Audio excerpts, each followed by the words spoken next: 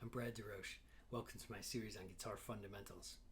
This is lesson number 29.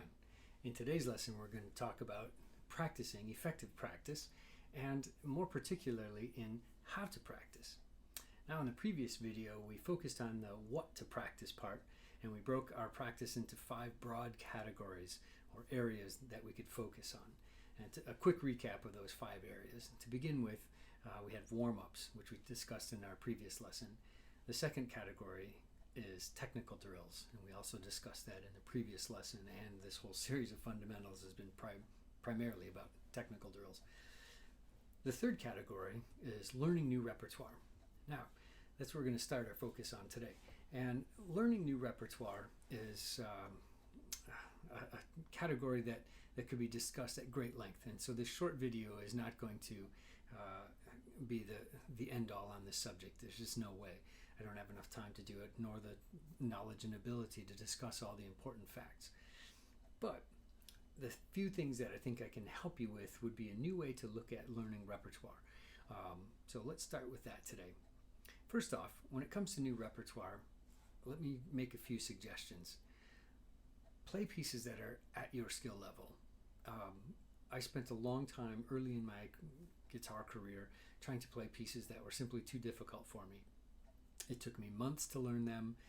They were a struggle, and they were always hard to play.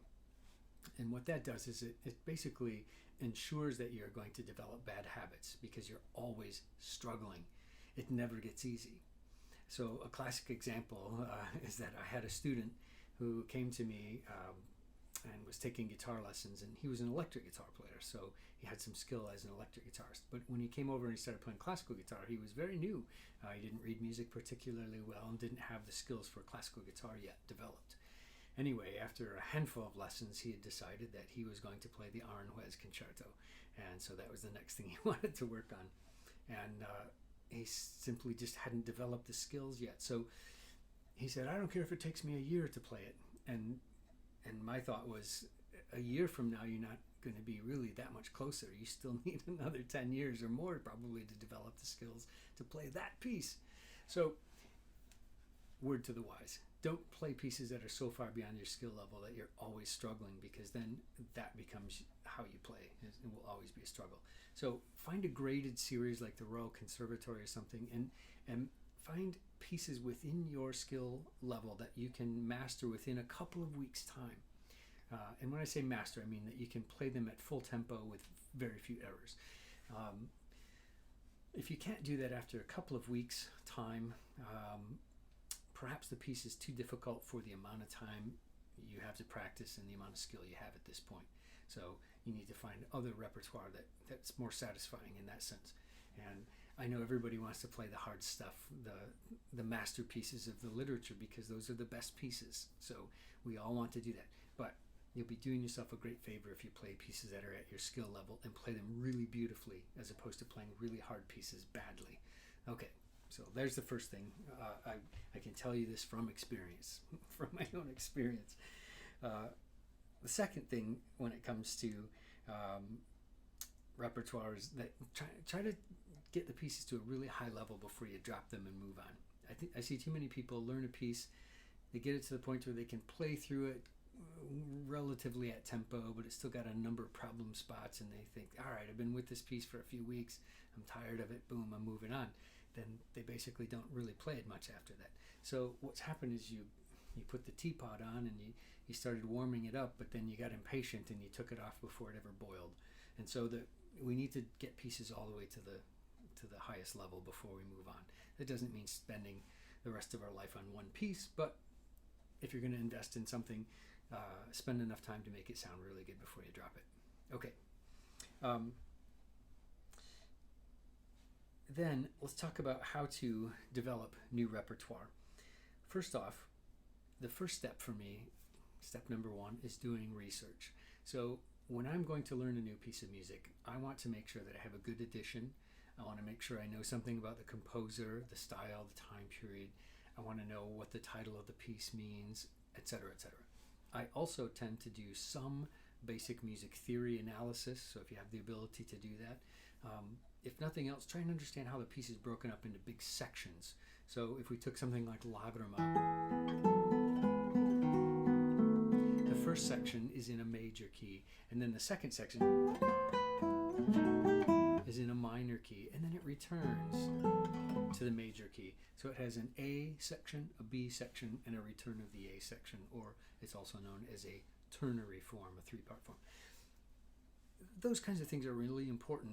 The more you understand about the piece, the better you'll be able to interpret it. So the history and the theory behind it are quite crucial. And then for me, the next step is fingerings. So when I'm learning a new piece, I really want to know which fingers I'm going to use for both hands, right and left hand. And the more exact you are with this, I think the better you'll become as a player. So all of this is kind of the preliminary research and development phase for me. So I'm gathering a lot of information about the piece. I'm trying to understand how it was put together and what the composer's intentions were. I also listen to other recordings. Now, some people don't like to do this, but for me, it familiarizes me with the piece. I'm not trying to copy another performer's style and little quirks that they use when they're interpreting, but it helps me to understand maybe the bigger structure of how the piece is put together and so forth. And then I decide at this point if I'm going to memorize or not. If I'm not going to memorize, I'm just going to read the score. That's very different than if I'm deciding to memorize. And we'll talk more about that. So once I've done my background research, got my fingerings and a few things in, which means I'm playing through the piece to develop fingerings and try and get a sense of the whole. All of that stuff is some preliminary playing. Then I do divide and conquer. I am going to dig in and I am going to learn just one little chunk of that piece in as much as I can handle in one practice session. In most cases, it tends to be, for me at this point in my life, half a page of music, maybe to a full page of music. That's usually about all I can learn in one practice session. It might be less. If it's a very dense piece like a Bach fugue or something, it might be 6 or 8 measures, and that's all I can do for that day if I'm going to memorize and so forth. So anyway, I work on this little fragment until I can play it exactly like I want it. Now, it's just one little section of the piece, but I'm talking about taking it up to full tempo right away. As much as I want to play things slowly and let them simmer and develop over the course of a year, I don't have time for that. So what I like to do is I just work on a very small amount of material and bring it up to full tempo with the correct fingerings on day one. And so that's my approach, and it may not work for everybody, but for me it's better than playing the whole piece from beginning to end at a ridiculously slow tempo, moving the metronome up one click and doing the same thing over and over for weeks and months. That might work for some people, but it doesn't for me. So I recommend that you divide it into very small chunks, work on one beat or one measure at a time. So if it was Lagrima that I was learning, there's the first beat. I know which fingers I'm using. I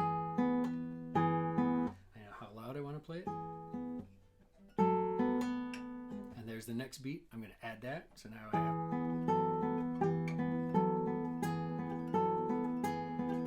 And then I'm going to add the next beat, etc. So I'm going to keep going through that until I have that whole first chunk, or however much I can manage that day. That's all I'm going to practice that day. And then the next day I'll add the next chunk here, and so on. All right, so all the way to full tempo, just one little chunk of the piece, and then each day I move forward through the piece. Now, some people start from the end and work their way one measure at a time from back to front. I do that sometimes too, and it works very well. Depends on the piece for me. I don't do it with every piece. Only some it works better than others. I'm not sure exactly why, but you could experiment with that. So the idea is start with the last measure, learn it, then learn the measure before, and then you can play the two as a group, and so forth. Anyway, what I'm doing is I learn let's say one phrase on day one. Then the next day, I'm going to come back and I'm going to learn the second phrase, but I have to revisit this one too because it's not going to be that solid yet. So now I'm working on 2 chunks, and I put those 2 chunks together as one larger group and so forth. So it's dividing into little pieces, and then the next step is to start chaining them together. But I'm really working just on the new chunk on day 2. On day 3, I'll work on the third phrase, and so on. All right, all the way through until I get the whole piece. Then once I get it up to the whole piece, I'm playing all the way through it, and I'm at tempo. Then I start working on performance skills, and that's another issue. So now, let's say I'm at the point to where I can play the entire piece all the way through at tempo.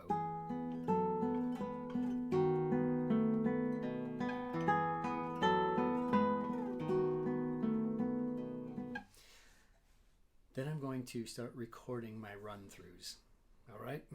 Now, the device that I use, and everybody has, most everybody nowadays has a smartphone or computer or something you can record with. I use something like this Sony PCM D100. It's a nice little handheld recorder. It's digital, sounds pretty good, etc. So now I'm going to record this piece every day. And I'm going to listen back, and I'm going to listen for three things. I'm going to listen, sometimes I listen to it 3 or 4 times just to hear these things. I'm going to listen for pitches. And for me, pitches are all the notes in the piece. So does every note sound exactly the way I want it to sound? Is it clean? Are there splats and squeaks? Are there muted notes? Is there splats? Squeaks? So anything that's not the sound that you want has to be eliminated. All right. Then I'm going to listen for rhythms. Are my rhythms the way I want them?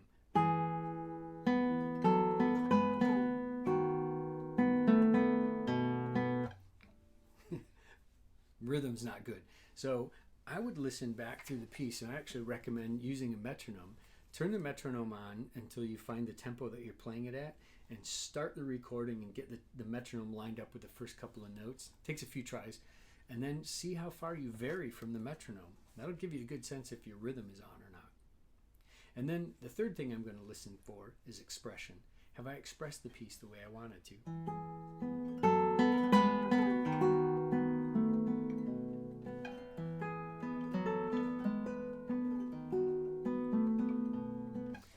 Was it what I intended? A lot of times I think I'm being very expressive, and I listen back to the recording and I think, gosh, the dynamics really aren't there.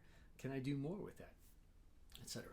So now, once you've done your run through, you've listened to it 3 times. When you're listening back through it, each of these times, and you're hearing listening for pitches, listening for rhythms, and listening for expression, anytime there's something in the score that doesn't work, circle it. All right, you're going to circle all the spots. When you're done, you're going to look for the good, the bad, and the ugly. All right, we're going to look at it just like we're Clint Eastwood here. So what's good? Those are the parts you didn't circle. What's bad and what's ugly? The parts that you circled. Now we're going to divide the parts that you circled into different categories, the bad and the ugly. The bad ones are the ones that, well, maybe I had a squeak there. It's bad and I don't like it and I don't want it there, but it's not something that's so hard to get rid of. So it's bad, but can be easily fixed.